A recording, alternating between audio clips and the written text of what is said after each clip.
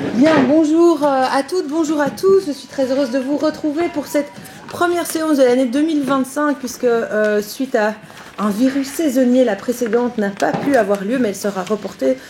Ne vous inquiétez pas.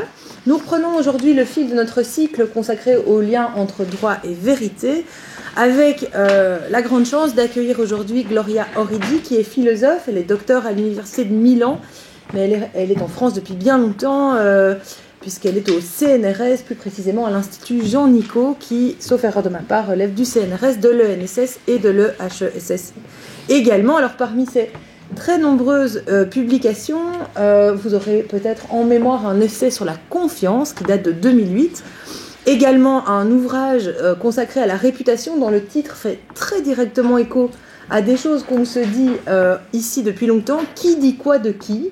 La question de dire et de ce que ça a comme poids, c'est évidemment ce qui nous occupe actuellement et qui continuera à nous occuper dans les mois à venir. Et aujourd'hui, nous avons la chance de la recevoir. Merci beaucoup d'être là. Suite en particulier à la publication d'un de ses ouvrages en 2024. Et ce que, merci beaucoup, je le montre à la caméra. Ah oui, je l'avais amené pour faire de la publicité. Mais merci beaucoup. Et c'est à l'initiative de deux de nos collègues préférés, on a beaucoup de collègues préférés, mais ceux-là en font partie, Anne-Lise Sibony de l'UC Louvain et Alain Stroel de l'UC Louvain, mais aussi de l'UC Louvain Saint-Louis-Bruxelles. On ne s'en sort plus, mais merci beaucoup à vous de nous avoir aidés à construire cette formidable séance. L'essai donc de Madame Origi est intitulé « La vérité est une question politique ». Il est paru chez Albin Michel l'année dernière, en 2024. Et c'est donc vraiment une belle opportunité pour nous que de pouvoir l'écouter. Vous avez 50 minutes environ, si ça vous convient. Très bien. Avant qu'on ouvre la discussion. Alors, pour vous rassurer tout de suite, puisque Madame Origi me disait « Mais moi, je ne suis vraiment pas en droit ça arrive à des gens très bien. Nous avons parmi nous des juristes, mais pas seulement, vous le verrez. Et c'est un grand plaisir pour nous de discuter à partir d'ancrages disciplinaires différents, dont la philosophie, qui a toujours occupé une place particulière dans nos cœurs et dans nos activités. Voilà, je vous écoute. Nous vous écoutons. Merci beaucoup Diane de cette introduction. Merci beaucoup Anne-Lise Sibony qui a eu l'idée de m'inviter dès qu'elle a découvert ce nouveau livre que je viens de publier. Ça fait déjà quelques mois. Il est sorti au printemps 2024. Je vais faire, une petite introduction autobiographique pour expliquer aussi peut-être le sens de ma présence. Il faut toujours, surtout si on est des étrangers permanents comme moi, on essaie toujours de justifier pourquoi on est là. Et donc, j'ai un parcours très atypique. J'ai étudié en Italie plutôt de la logique mathématique. Donc, je ne suis pas une philosophe à la française, si vous voulez. J'arrive en France à l'école polytechnique. D'ailleurs, à l'époque, c'était déjà des questions d'intelligence artificielle qui sont tellement à la mode aujourd'hui. Et donc, j'ai publié pas mal de choses, mais je vous ai mis ces 4 titres. C'est pas du tout, exhaustif de mon activité, mais comment quelqu'un qui vient de problèmes sérieux de mathématiques et de logique arrive à s'occuper de ces thématiques-là. Si vous voulez, le choc de ma génération, c'était l'Internet. C'était l'essor dans nos vies de l'Internet. Fin des années 90 et puis le web, début des années 2000, change non seulement nos vies pratiques, nos vies quotidiennes, mais aussi change, au moins pour moi, et moi j'insistais beaucoup avec mes collègues à l'époque qui étaient plutôt snobs, surtout les philosophes sur l'Internet, ça semblait un petit truc de nerds qui arrivait, mais pas quelque chose de grand impact. Or, je me souviens à l'époque, j'avais écrit un article en disant cette révolution, c'est de l'ampleur de la révolution du passage du paléolithique au néolithique. Et on s'était beaucoup moqué de moi, etc. Moi, je ne pense pas que je me trompais. Je pense on était en train de vivre une révolution de cette ampleur. Et ce qui m'est fasciné en tant que philosophe, c'était le changement des statuts de la connaissance, enfin du savoir, de la distribution du savoir et de la connaissance. Donc, j'avais une formation en logique et en épistémologie. L'épistémologie est cette branche de la philosophie qui s'occupe de la connaissance, de pouvoir distinguer, disons, entre une croyance et une connaissance. Qu'est-ce qui fait que certaines de nos croyances, pas toutes, ont un statut de connaissance, ça veut dire elles sont vraies. Et donc, ces questions épistémologiques, devant l'arrivée d'une réorganisation massive de la distribution du savoir, de l'accès à la connaissance, de la formation des connaissances et une réorganisation massive des légitimations du savoir. Ça veut dire des institutions, des autorités, faisaient réfléchir, enfin, et poser des questions qui étaient très nouvelles, assez nouvelles. Donc, au début des années 2000, paradoxalement, enfin, je commence à travailler sur une question paradoxale, sur la question de la confiance, mais pas de la confiance interpersonnelle, enfin, qui est un vieux sujet sociologique, mais de ce que j'appelle à l'époque de la confiance épistémique. Enfin. Et le paradoxe était le suivant. Comment c'est possible, dans une société qui devient très dense informationnellement, enfin dans une société à forte densité informationnelle, où, disons, on a de plus en plus accès à l'information, comment c'est possible que la confiance devient si importante? Enfin, ça veut dire que faire confiance aux autres devient si important. Au fond, on aurait pu penser que disons, ce déluge informationnel qui commence avec les années 2000, enfin,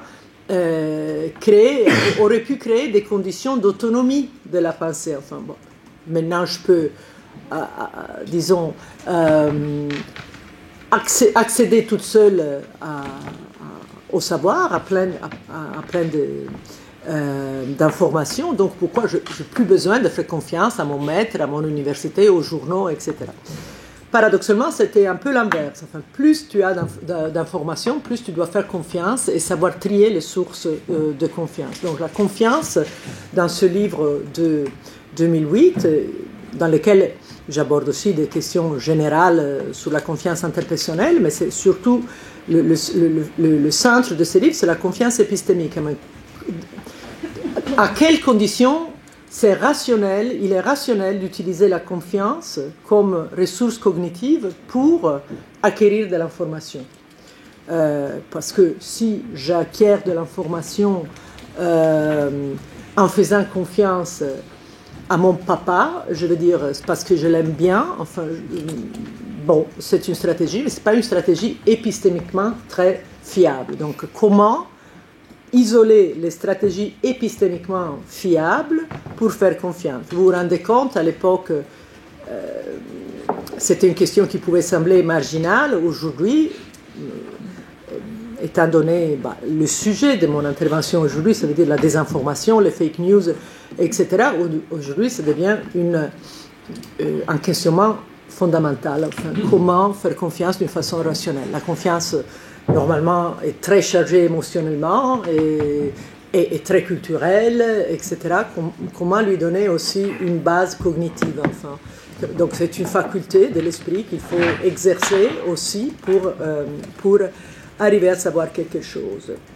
Puis le travail sur la confiance m'a amené à mon travail peut-être plus central dans ma carrière et dans ma vie, qui était celui sur la réputation, qui était plutôt là aussi un sujet très original. Enfin, il y a peu de littérature philosophique, mais même sociologique, sur la réputation, qui est une notion centrale pour comprendre pourquoi les gens font confiance. Pourquoi on fait confiance au New York Times et moins au bulletin de l'association de pêche de Pise, pour une question de réputation, parce qu'on a d'autres personnes qui nous disent, qui sont des autorités, qui nous disent que celle-là est une bonne source. Alors, comment marche cette réputation?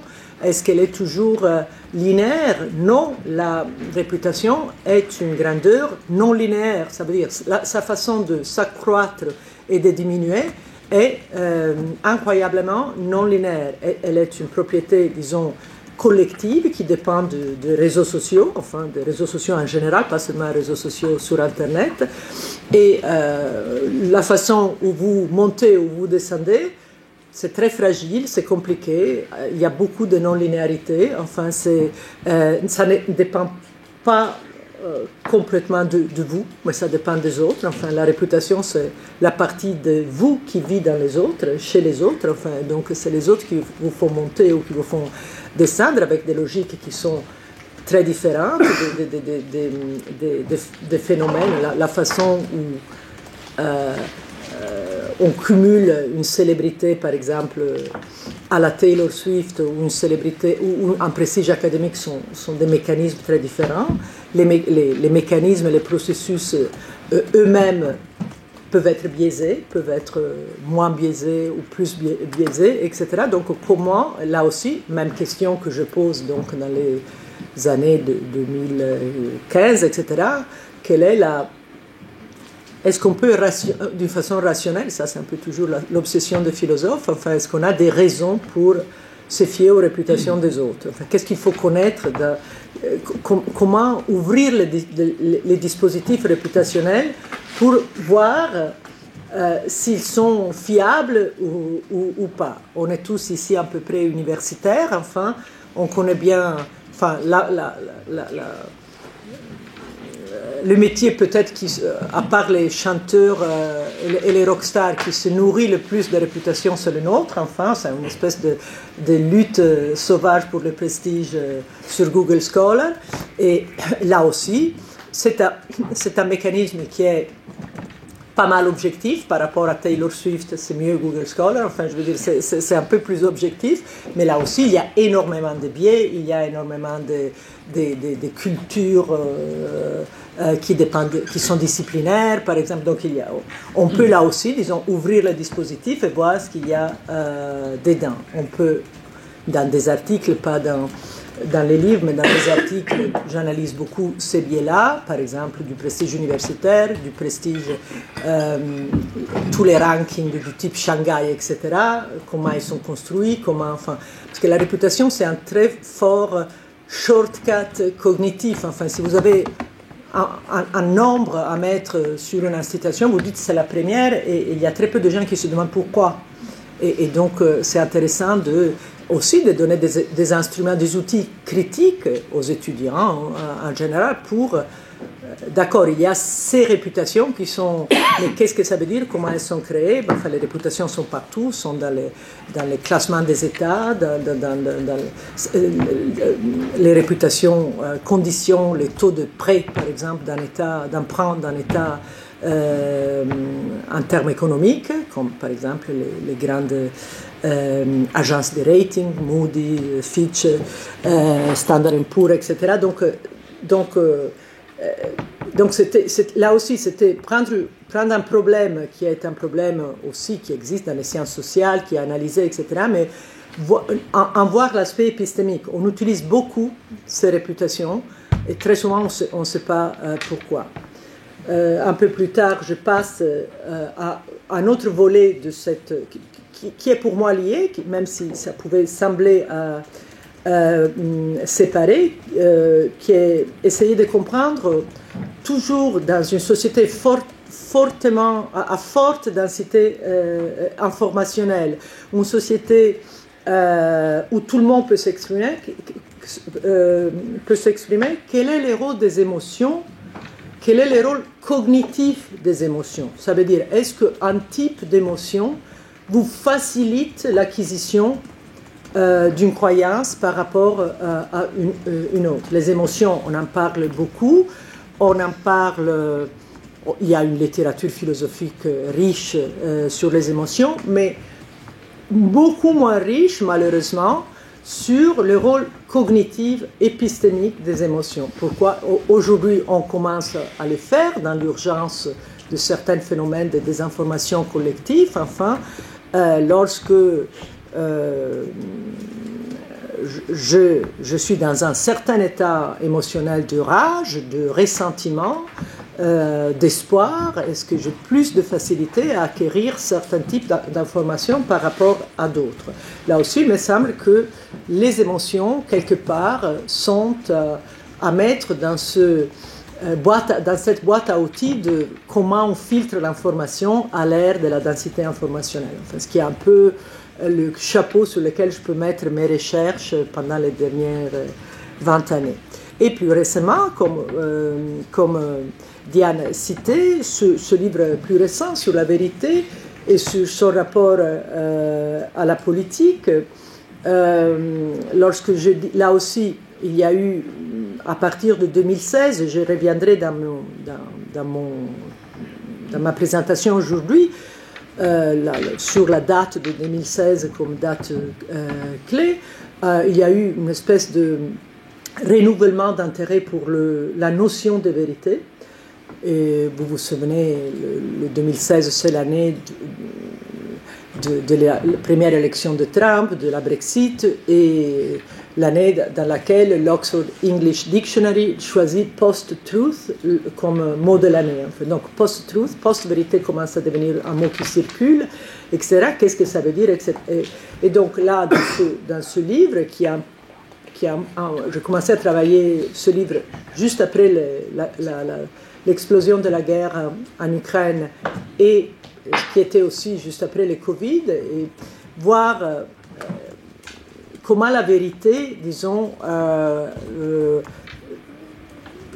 qu'est-ce que ça veut dire, de quoi on parle lorsqu'on parle de vérité, qu'est-ce que ça veut dire dire qu'on est dans un monde de post-vérité. La vérité, lorsque je dis la vérité est une question politique, je ne veux pas du tout tenir un propos relativiste. Je veux dire la vérité est au moins autant complexe que la politique. Elle est toujours une notion négociée, collective, de façon différente. Et elle dépend de certaines méthodologies d'enquête et de recherche. Et donc, elle est loin d'être évidente. Et enfin, ma conclusion du livre, c'est enfin qu'il n'y a pas un parti des mensonges et un parti de la vérité. C'est pas comme ça qu'il faut voir le monde. Et parfois, l'usage un peu intuitif du concept de vérité peut être un usage négatif qui a des conséquences qui sont négatives.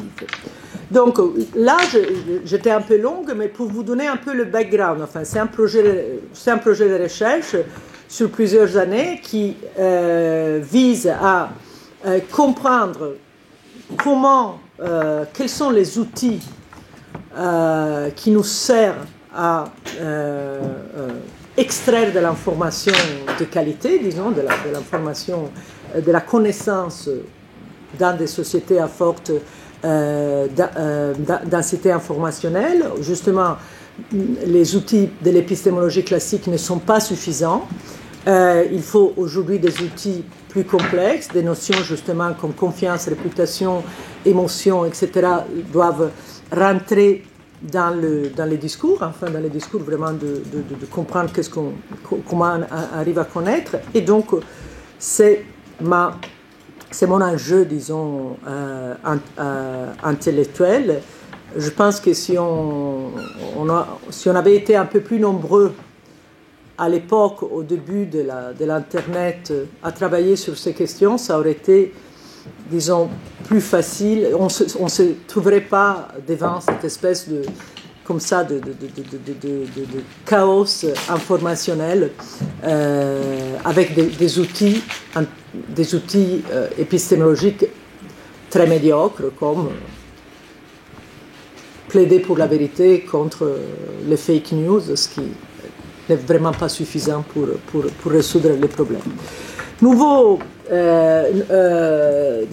enjeu, et c'est pour ça, j'en avais parlé à Anne-Lise, c'est pour ça que je pense qu'Anne-Lise non seulement pour le livre, mais aussi pour ce nouveau projet, elle a décidé de m'inviter.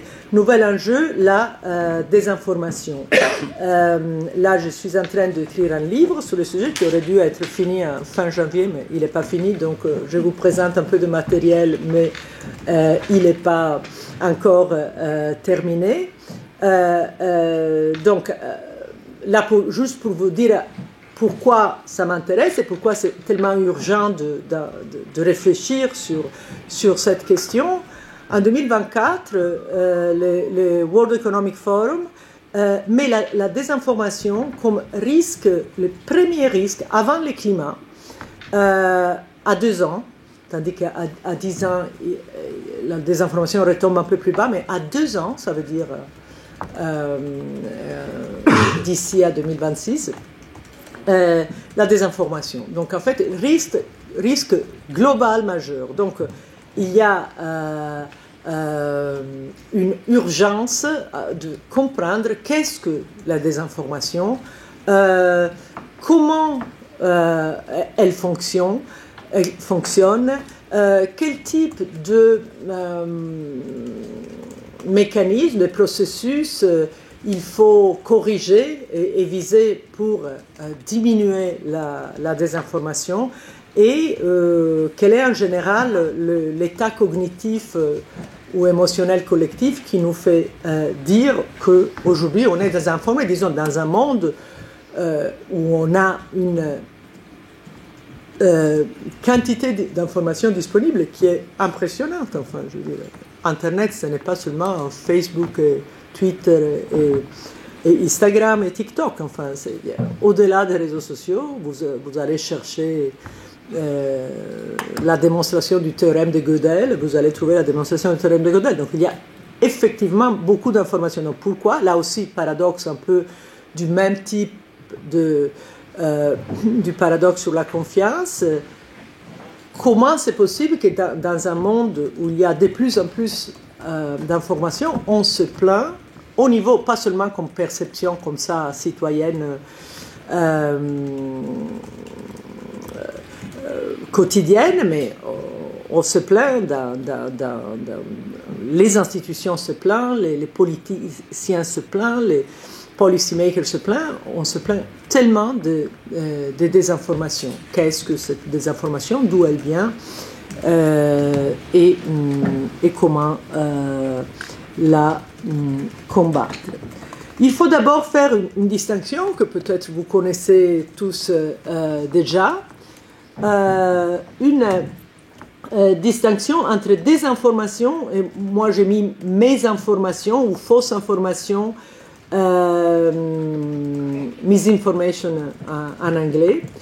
On a maintenant dans la littérature sur ce sujet, enfin, une distinction qui est assez bien établie entre disinformation et misinformation. La désinformation, donc je vous laisse, il y a peut-être, pour ceux qui travaillent sur ces questions, peut-être il y a des traductions plus standards en français, et moi j'ai fait vraiment une mise en français de l'anglais sans même pas penser à la traduction.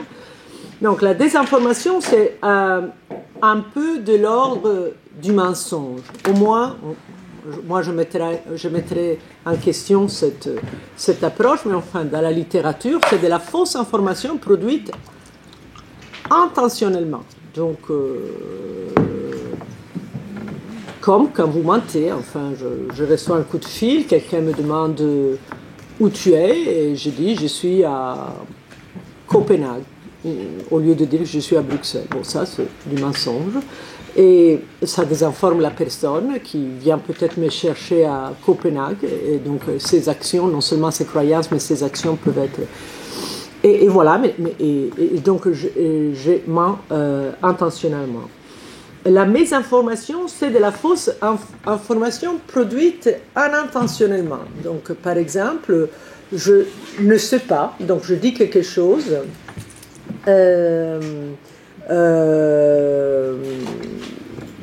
qui est qui se révèle être faux, non pas parce que je voulais mentir, mais parce que je ne savais pas la bonne réponse. Enfin, parce que donc c'est une question de capacité plutôt qu'une question de volonté. Dans l'univers de la mésinformation, il y a une notion qui est très jolie, qui a eu grand succès en philosophie et aussi auprès du grand public, la notion de bullshit qui est due à Harry Frankfurt, qui était un philosophe très sérieux, plutôt un philosophe de la morale, et qui écrit ce petit livre qui a été traduit en français avec le titre de l'art de dire des conneries, qui s'appelait Bullshit en anglais. Et le livre sort, enfin, d'abord en forme d'article en 86 aux États-Unis, et il est réimprimé en livre au début des années 2000, et là ça devient un succès fou pour un philosophe très discret qui faisait sa vie à Princeton, qui n'était connu pas seulement par nous, quoi, enfin par les professionnels. Enfin, c'était pas quelqu'un qui avait...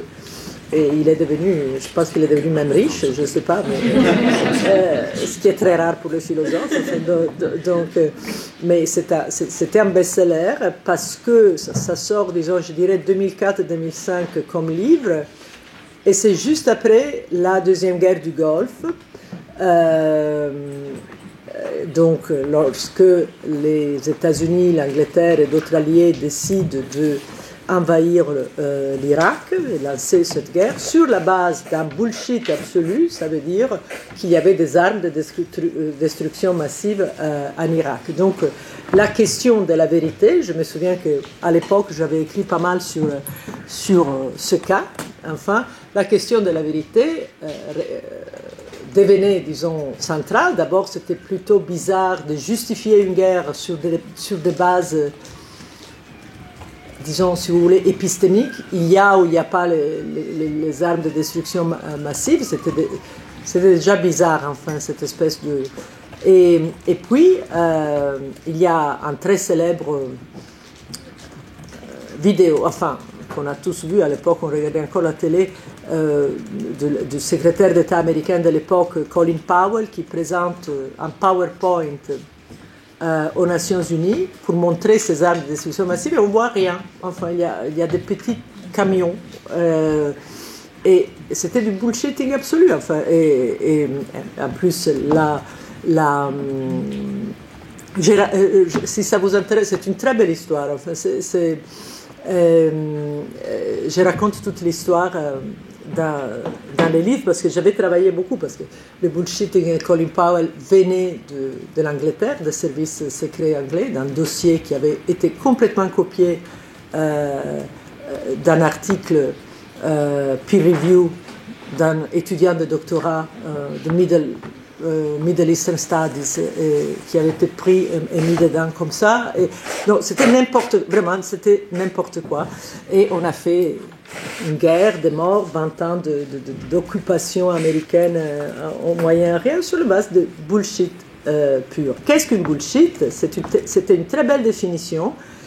Et là, contrairement au mensonge, qui implique une connaissance de la vérité et une intention de la cacher, la connerie est produite sans souci. Le bullshitting est produit sans souci de la vérité ou de la fausseté.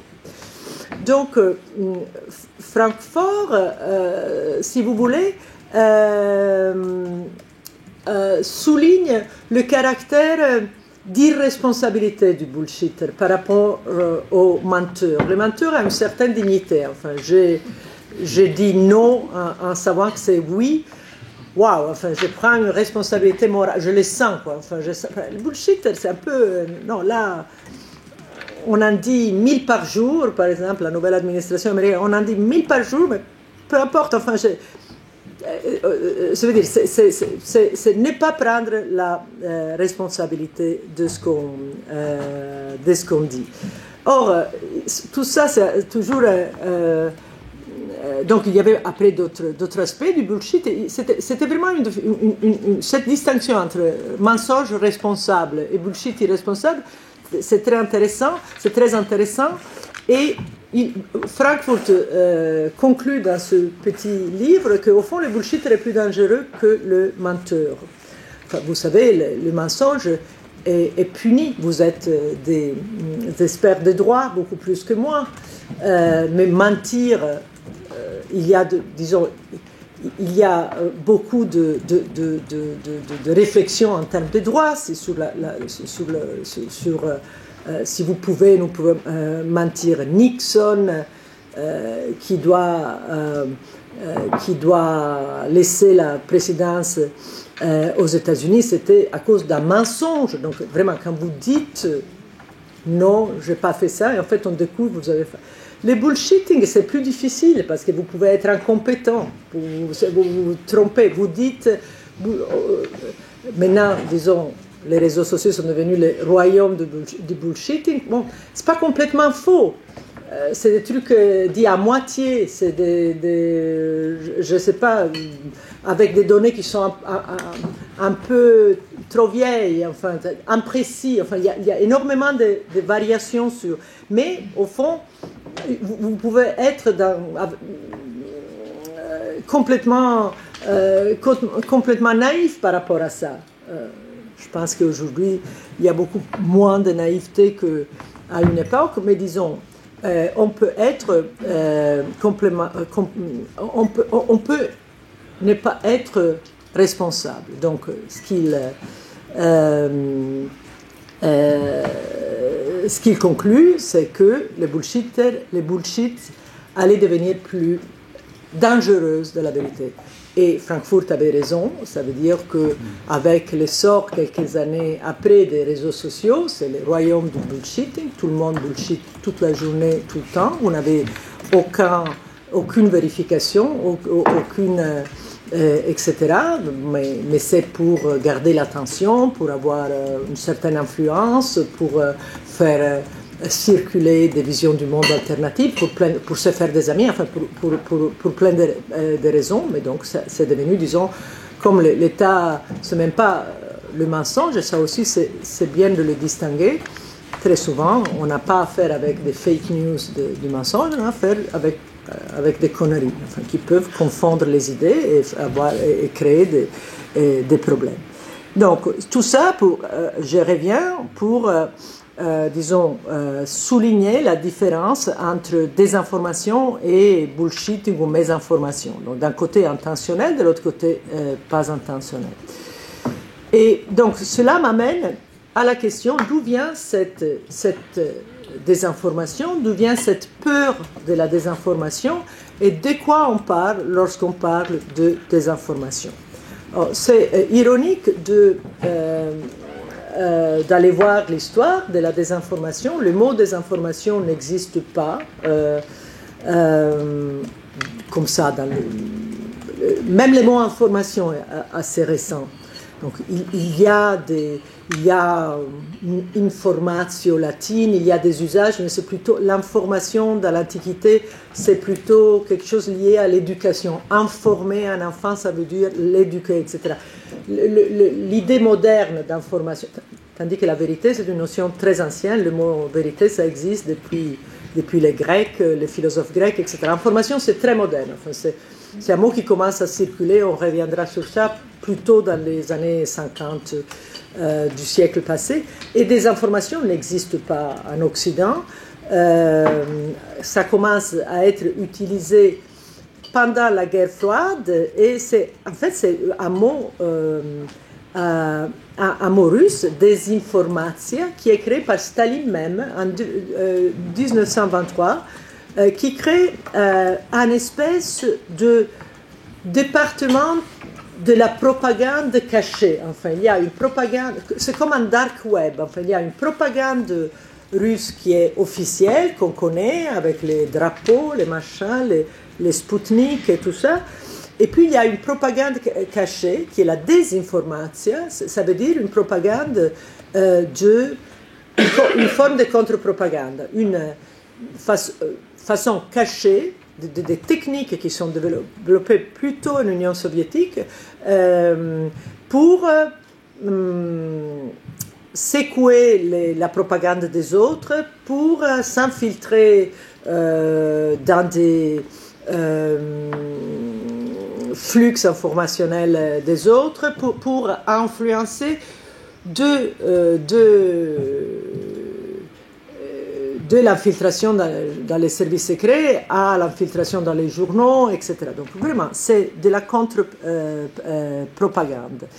La désinformation devient, disons, un classique de la guerre froide. Il y a bien sûr une guerre de propagande officielle, enfin, aller sur la Lune, faire des choses, l'American Way, soft power, tout ça est pareil de l'autre côté les Russes. Et puis il y a une guerre de contre-information, ça veut dire de bloquer certaines stratégies informationnelles de l'autre, etc. Donc il y a des stratégies, et il y a un livre là qui s'appelle Désinformation, un livre des années 80 de Richard Schultz, qui est très intéressant pour ceux qui sont intéressés. Malheureusement ça se voit mal, mais je vais envoyer en liste peut-être après une bibliographie, parce que ou bien les slides auxquels je vais ajouter une page de bibliographie que je n'ai pas faite là, comme ça vous aurez toutes les références, parce que c'est une très belle histoire, enfin.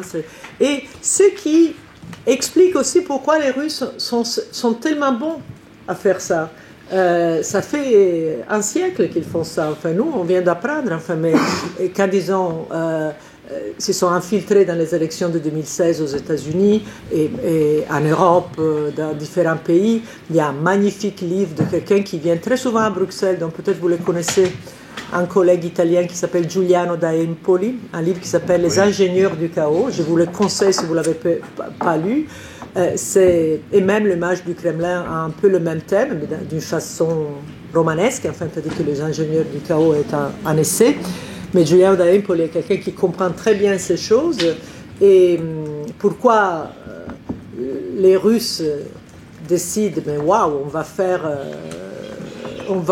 du chaos partout avec en filtrant les élections et tout ça, parce qu'ils ont un siècle de spécialisation dans la désinformation. Enfin, il y a une très grande...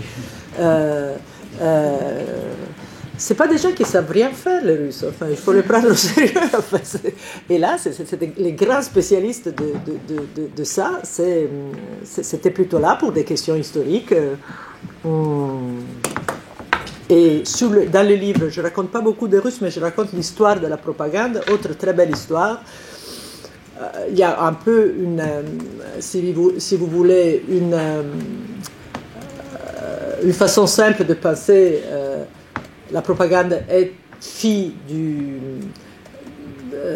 totalitarisme et la démocratie, et pas de la démocratie. Ça, c'est un peu l'histoire, par exemple, de la philosophe Hannah Arendt. Enfin, et en fait, si vous allez regarder l'histoire de la propagande, ça commence aux États-Unis, ça commence pas. Et dès que les Russes voient que les Américains commencent à faire de la propagande, parce que la démocratie commence à être sérieuse au début du XXe siècle. Et les gens sont pas bêtes, ils se disent, si tout le monde vote, il faut quand même orienter ce vote. Enfin, on ne peut pas laisser tout le monde voter.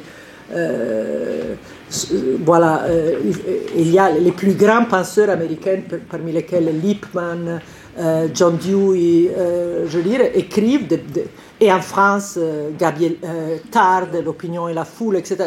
Les gens se rendent compte que ça va faire, ils ne voient pas Facebook, mais quand même se rendent compte que ça va faire quelque chose de très difficile à contrôler. Enfin, et donc, ils mettent en place des stratégies de propagande en l'appelant propagande. Enfin, le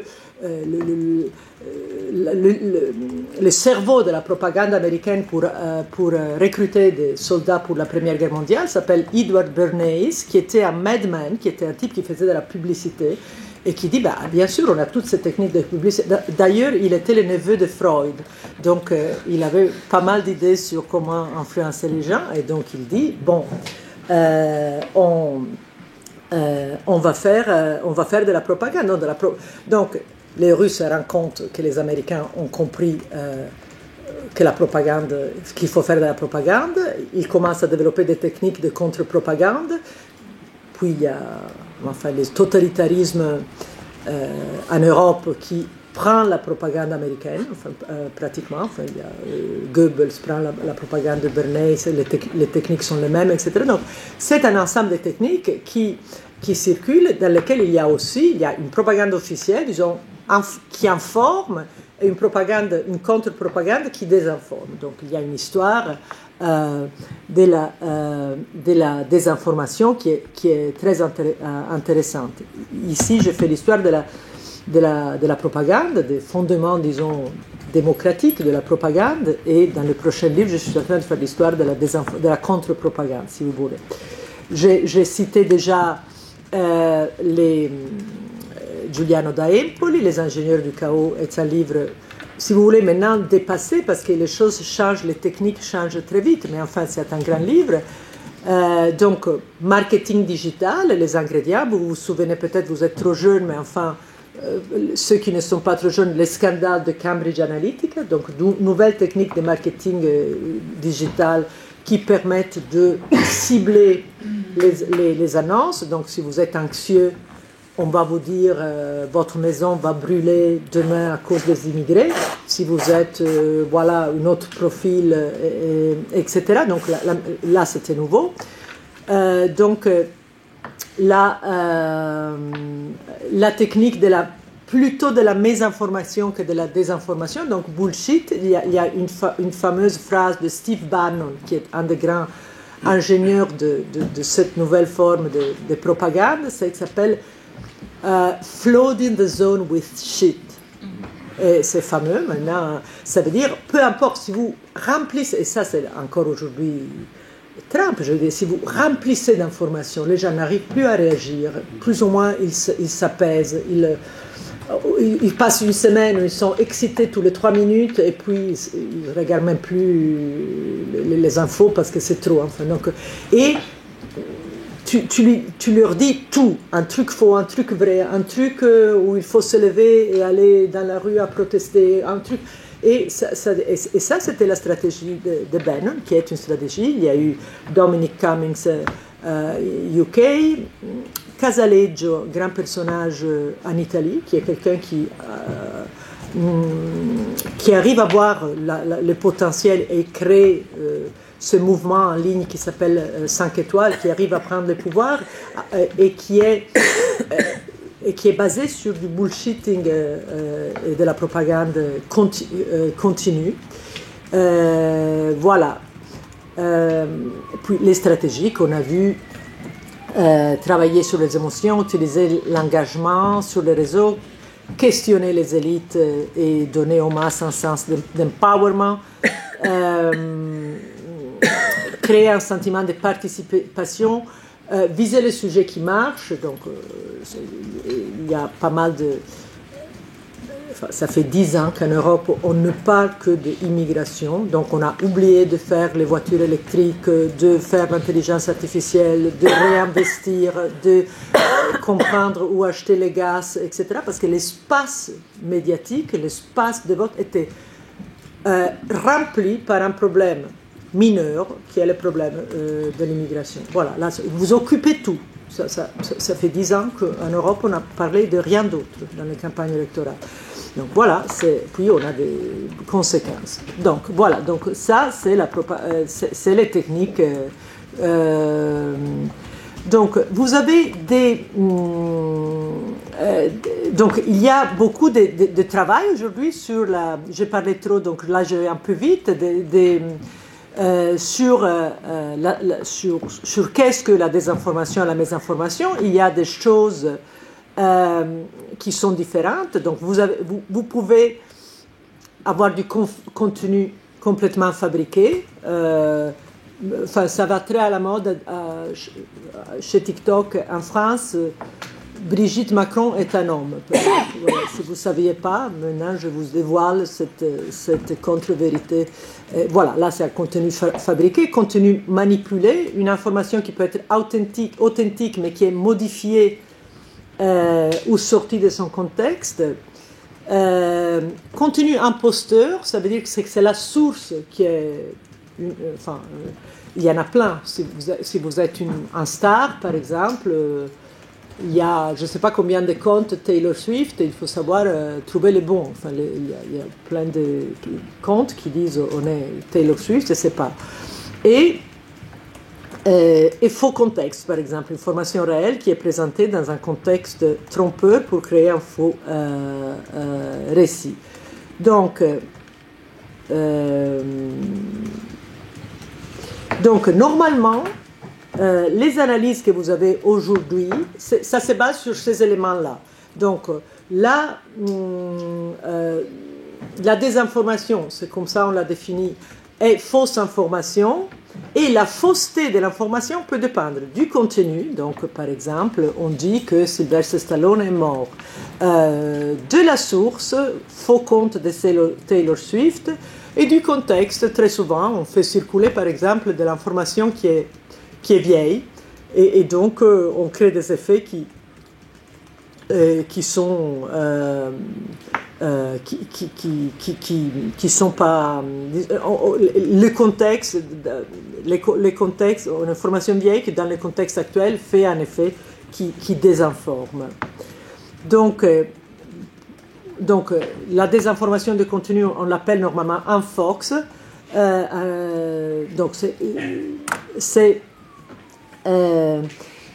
rapporter des faits inexistants, et puis Bill Gates qui vous donne $5,000 si vous lui écrivez un mail, ou le pape qui soutient la campagne de Trump. Puis il y a de la désinformation qui dépend de la source, et les sources peuvent être différentes. Donc on peut avoir des sources comme Breitbart News, celle de Steve Bannon, qui est clairement voilà, une source qui est faite pour désinformer, Russia Today avait exactement le même but. Ou bien, par exemple, on peut utiliser des experts et leur faire dire, dans ce cas, par exemple, des choses ça c'est Montagnier qui dit que le coronavirus vient d'un laboratoire chinois, et ce message avait été utilisé dans une campagne d'extrême droite italienne. Ou bien vous avez des sources qui sont peu fiables. Là, je vous mets ce personnage, c'est quelqu'un qui s'appelle Alessandro Orsini, qui est un pro-poutiniste en Italie qui a gagné un certain prestige, ou là Didier Raoult, sur lequel j'ai beaucoup travaillé pendant le Covid. Donc la désinformation peut être faite par des sources qui sont très différentes. Il peut être des vraies personnes, mais qui sont des fausses autorités. Il peut y avoir des sites qui sont faits spécialement pour désinformer. Et il peut y avoir d'usage de vrais experts dans des contextes, etc. Là, c'est des sources de désinformation. La désinformation par les contextes, là, je vous ai fait l'exemple. Par exemple, les citations sélectives, ça, c'est pas très gai. C'était une photo de cercueil qui avait été représentée. En fait, c'est des cercueils. Je pense qu'ils sont à je me souviens plus. Enfin, je pense qu'ils sont à Lampedusa, et c'est des cercueils de naufragés à mer qui avaient été présentés comme des cercueils de morts de Covid en Italie. Voilà, donc vous prenez la même photo, vous l'utilisez dans notre contexte. Peut-être qu'il y a le même nombre de morts, etc. Mais vous êtes désinformés. Enfin, voilà. Il y a aujourd'hui beaucoup de travail, peut-être les étudiants ici qui travaillent sur la désinformation connaissent. Il y a beaucoup de techniques de fact-checking qui sont à 3 niveaux différents. On a travaillé beaucoup sur des listes de bonnes pratiques d'instruction, de comment lire l'information en ligne, vérifier, chercher une source alternative, regarder l'URL, etc. Enfin, On a travaillé à tous les niveaux, au niveau universitaire, au niveau du ministère de l'Éducation, au niveau, etc. Donc, j'imagine au niveau aussi européen. Donc, il y a des bonnes pratiques. Puis, il y a des sites qui font ça, type Snopes, en France pour le fact-checking légal, par exemple. Lorsque les politiques font des déclarations légales, enfin, il faut enlever cette loi ou il faut établir... Les surligneurs vous permettent, donc qu'est-ce qu'ils font? Ils recrutent des experts de droit qui contrôlent... On a une clinique surligneur Belgique ici, ah oui, avec d'accord. nos étudiants.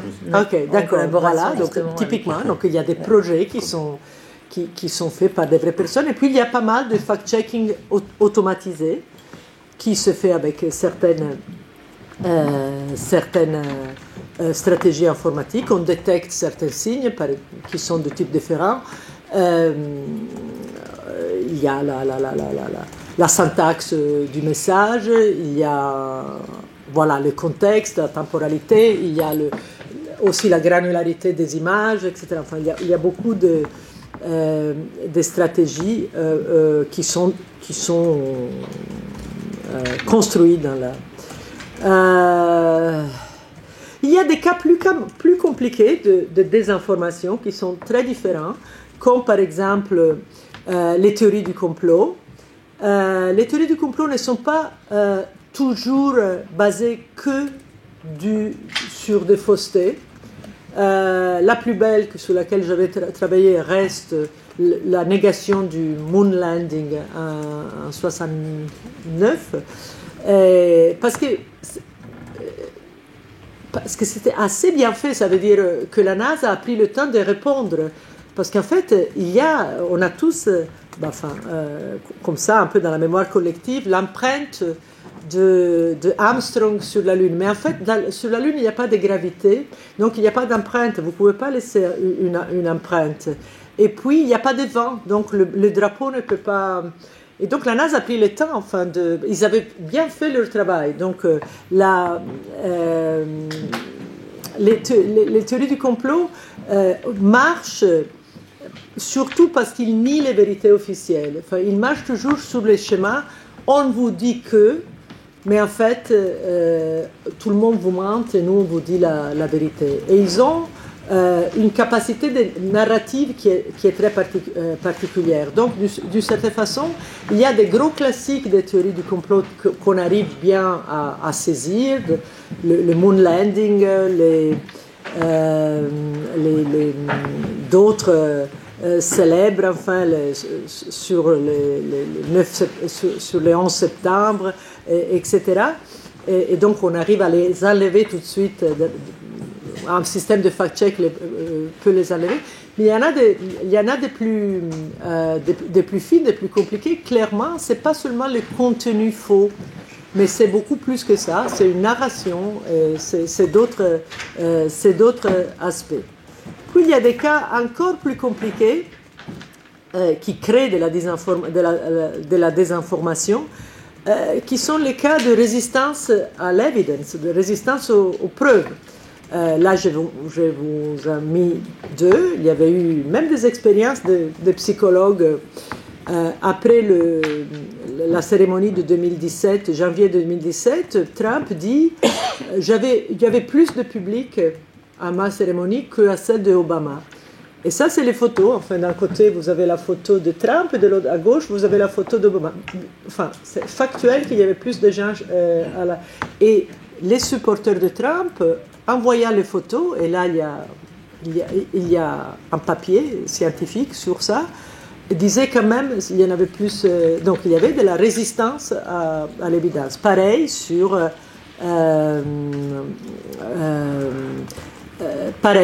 les élections du 2020. On a eu toutes les données possibles, accessibles à tout le monde, que les élections n'avaient pas été truquées, et la plupart des votants Trump croient encore aujourd'hui qu'elles avaient été truquées.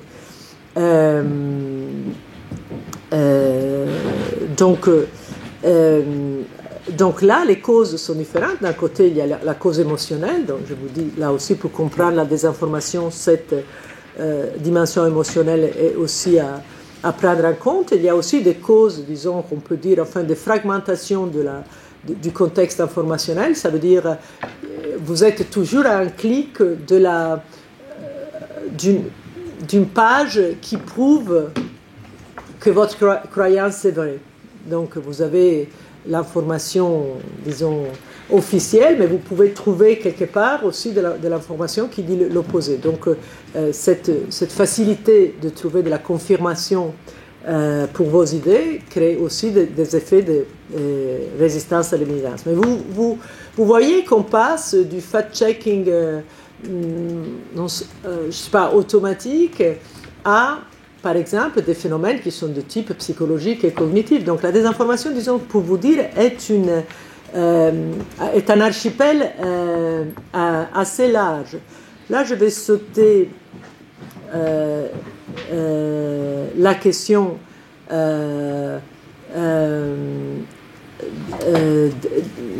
de qu'est-ce que l'information. Moi, je pense qu'une grande difficulté à comprendre la désinformation, parce qu'on ne sait pas qu'est-ce que l'information, parce que justement, c'est une notion beaucoup plus récente que celle de vérité. Et il y a quelque chose qu'il faut garder à l'esprit si on veut travailler dans ce quartier. La vérité est une qualité des énoncés. Est une qualité, ça veut dire est une propriété qualitative des énoncés. L'information n'est pas une qualité. On ne peut pas faire le même tri information-désinformation. L'information est une quantité. Et historiquement, la création de la notion d'information comme concept scientifique est une quantité.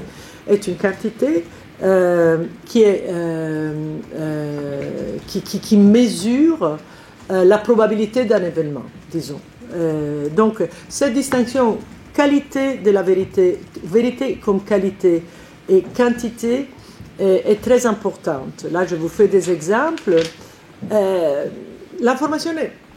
Le fait que l'information soit toujours vraie est une question philosophique et mathématique très débattue. Ce n'est pas nécessaire. Enfin, bien sûr, la fumée m'informe qu'il y a du feu, mais un chat de peluche m'informe un peu sur un chat. Enfin, bien sûr, c'est un faux chat, mais me dit quelque chose sur un chat. Donc voilà, juste pour vous dire, ces deux concepts, vrai, vérité et information, sont profondément différents. Et donc il ne faut pas penser que la chasse à la désinformation soit la chasse au mensonge ou la chasse à tout ce qui n'est pas vrai. Donc la thèse avec laquelle je concluse, la désinformation n'est pas seulement de la fausse information, c'est beaucoup plus. Et je vous dis qu'est-ce que c'est. Elle est constituée de plusieurs facteurs. Donc, le fait que la fragmentation du contexte informationnel crée des effets de pertinence, de salience, donc on voit des choses et on ne voit pas d'autres, ça n'est ni vrai ni faux. C'est un effet de la structure du contexte informationnel. Donc, vous voyez, ça va bien au-delà du problème du vrai et faux. À faire avec l'autorité et la réputation des sources. Donc là aussi, il faut donc comprendre comment distinguer les experts légitimes et ne pas rentrer dans une chasse aux sorcières, parce qu'il faut aussi veiller sur la pluralité des positions. Elle a affaire avec une manipulation algorithmique de l'impact. Et je vous ai mis Elon Musk. Là, par exemple, Elon Musk a changé l'algorithme de X d'une façon telle que ces tweets sont vus par tout le monde, par exemple. Là, par exemple, il se peut que ces tweets soient vrais, mais c'est un contexte qui crée de la désinformation. Donc, la manipulation de l'impact crée de la désinformation. Il y a justement il y a un phénomène qu'on étudie aujourd'hui en sciences cognitives qui s'appelle Cheap Skepticism. C'est devenu très peu... On dit, ce n'est pas vrai qu'on est devenus tous crédules, donc on croit tout le monde. On est devenus des sceptiques bas de gamme. Donc ah non, le New York Times, bah, enfin, c'est un truc d'élite. Moi, j'ai mon ami sur Facebook qui me dit ça. Et donc, en fait, l'accessibilité de plusieurs points de vue a créé un scepticisme de bas de gamme. Enfin, donc là aussi. L'absence sur laquelle, j'imagine, vous réfléchissez, vous travaillez, d'un cadre légal clair sur la liberté d'expression et global, enfin parce qu'on a des flux d'informations qui traversent la planète et les cadres de liberté d'expression sont très locaux. Absence de cadre légal pour, disons, la situation informationnelle contemporaine sur la propriété intellectuelle. Il existe beaucoup de travail sur la propriété intellectuelle, mais j'ai demandé à un créateur d'intelligence artificielle au début de cette semaine, parce qu'il y avait le sommet de l'IA à Paris, mais quand j'ai fait un prompt et je reçois la réponse de ChatGPT ou de Mistral, à qui est le propriétaire de ce texte qui est généré? Et il m'a répondu, ah bah oui, c'est une bonne question, on va y réfléchir. Je dis, donc on a quand même un problème de cadre sur la liberté. Et puis il y a la basse densité du message. Je vous ai mis l'image des 280 caractères de Twitter. Alors, bien sûr, l'information est une quantité. Si vous réduisez beaucoup la quantité d'informations, vous avez des messages à basse intensité qui ne sont pas faux. Enfin, si vous demandez à ChatGPT un résumé de Tolstoï, de Guerre et Paix, il va vous dire quelque chose de vrai probablement. Mais en fait, c'est un peu différent par rapport aux 1500 pages du livre. Enfin, c'est de la basse densité. La basse densité crée des effets des informations.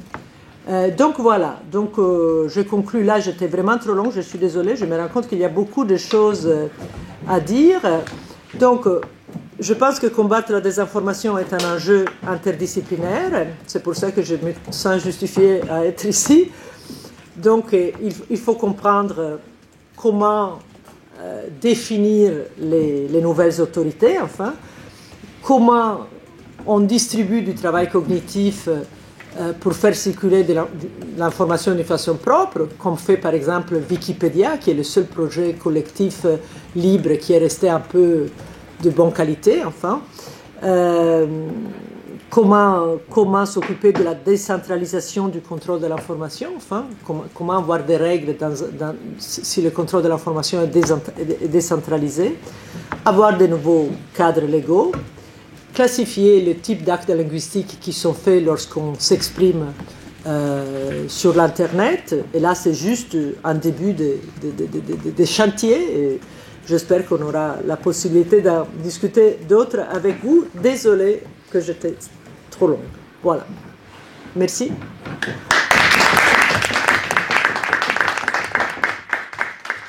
Merci beaucoup. Alors moi, ça ne m'a pas